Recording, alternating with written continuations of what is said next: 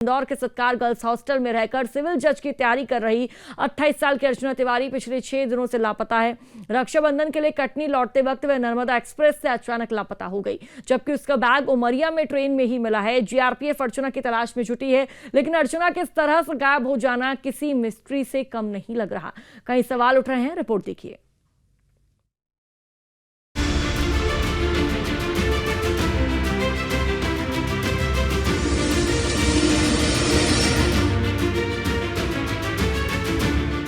मध्य प्रदेश से एक चौंकाने वाला मामला सामने आया। इंदौर में रहकर सिविल जज की तैयारी कर रही कटनी की युवती चलती ट्रेन से लापता हो गई है। दरअसल 28 साल की अर्चना तिवारी रक्षाबंधन पर घर आने के लिए 7 अगस्त की शाम इंदौर स्टेशन से नर्मदा एक्सप्रेस के B3 कोच में सवार होकर कटनी के लिए रवाना हुई। 8 अगस्त की सुबह ट्रेन कटनी साउथ स्टेशन पहुंची, लेकिन अर्चना वहां नहीं उतरी। इसके बाद परिजन उसकी तलाश में जुट गए। इस दौरान उसका बैग उमरिया रेलवे स्टेशन पर मिला, लेकिन अर्चना का कोई पता नहीं चला है। राखी के 2 दिन पहले से वो नर्मदा ट्रेन से आ रही थी इंदौर से, और लगभग भोपाल के पास से उसका लोकेशन लास्ट मिला हुआ है। और अपनी मदर से उसने 10:15 बजे बात किया है कि मैं आ रही हूँ। भोपाल का टाइमिंग था और यही बात हुई है सर। उसके बाद फ़ोन स्विच ऑफ हो गया। सवेरे करीब 6 बज के कुछ मिनट का ट्रेन का टाइम था, वहाँ आना था, वो उसके कारण नहीं आ पाई। अच्छा, फिर घर वालों ने देखा, स्टेशन गए तो ट्रेन हमारी छूट गई थी, करीब थोड़ा आगे चंदिया के करीब पहुँच गई थी। फिर हमने उमरिया में अपना बैग तलाश किया। उमरिया में हमने उसका बैग पाया, पर उसको नहीं पाया। अर्चना तिवारी का सीसीटीवी फुटेज भी सामने आया, जिसमें वह हॉस्टल से ऑरेंज ड्रेस से निकलती दिखाई दे रही है। वही अर्चना की आखिरी लोकेशन 8 अगस्त को सुबह लगभग 10:15 से 10:20 तक भोपाल के रानी कमलापति स्टेशन पर मिली थी। इधर जीआरपी गुमशुदगी का मामला दर्ज कर जांच कर रही है।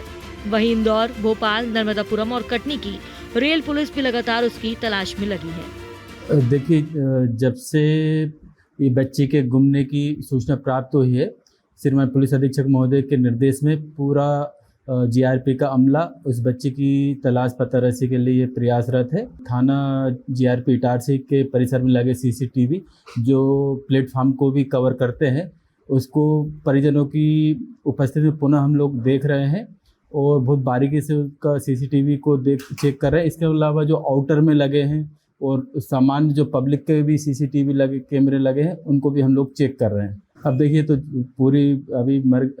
पूरे गुम इंसान की अभी जांच जारी है, और इसके बाद जो भी निष्कर्ष निकले वो आप सब लोगों को पता चल ही जाएगा। अर्चना के इस तरह से गायब होने पर कई सवाल खड़े हो रहे हैं। सवाल ये है कि जब अर्चना उमरिया नहीं गई तो बैग वहां कैसे पहुंचा? क्या अर्चना तिवारी का कोई इंदौर से ही पीछा कर रहा था? क्या इंदौर से भोपाल के बीच अर्चना तिवारी को किसी ने धमकी दी? क्या किसी बात से अर्चना तिवारी परेशान चल रही थी? क्या परिवार वालों से कुछ छिपा रही थी अर्चना तिवारी? इधर अर्चना के परिजनों का कहना है कि घर परिवार की ओर से उस पर कोई दबाव नहीं था। उसने भी कभी किसी परेशानी के बारे में जिक्र नहीं किया। मैं कुछ नहीं कह सकते हैं सर। देखिए, मेरी बहन है। आप आज तक उसने कभी ऐसा कोई गलत कृत्य किया नहीं है। खुद वो सिविल जज की तैयारी कर रही थी, LLB LLM है। 1 साल उसने हाई कोर्ट में प्रैक्टिस किया है और कभी भी पैसे का या कोई भी ऐसा घर से दबाव दिया नहीं गया। इधर अर्चना से पुलिस और परिवार का अब तक कोई संपर्क नहीं हो पाया है। उसका मोबाइल लगातार बंद है।